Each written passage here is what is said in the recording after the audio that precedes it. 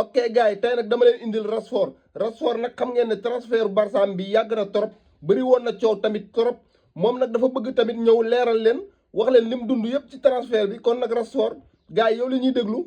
tey bu transfert bi jàllee yàlla ak man la moo tax ndax lu ne jaar na suñ kër waa Bayern ñëw nañ ba gàlle indi fa 5 kilos yàpp ci sama yaay ne ko waa Barça amuñu xaalis mburoog taati neen la ñuy ndékkee nii chocolat nii beurre te loolu fëqul samay bët man Barça sama xol bi moo koy bërëjee.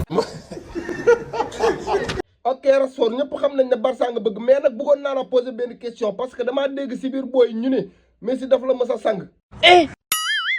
non booy dañuy ruube rek Messi musuma sang man biñ may ngénte waaye Rooney moo ma sang laxas ma. mu ni. action bi nii la demee. Tata Selbé nga ne yow loo gis. yàlla daf maa njëkk woon Balla Gaye billaahi wallaahi tallaahi. jàpp si rek waxal te bul waat dama la ko ñaan. wax ñu loo gis rek loolu moo gën. wallaahi alazim nii laa gis muy def nii. nii loxo bi nii mu leelle ne dina korsita te dina ko dóor ay uppercut man Selbé maa ko wax. mais Tata Selbé est-ce que li ngay wax wóor na. c'est sûr et certain. la ilaha illallah. kon de li nga gis ak li ma gis ak ñi seetaan li nga gis wuute na parce que combat bi demeewul noonu de.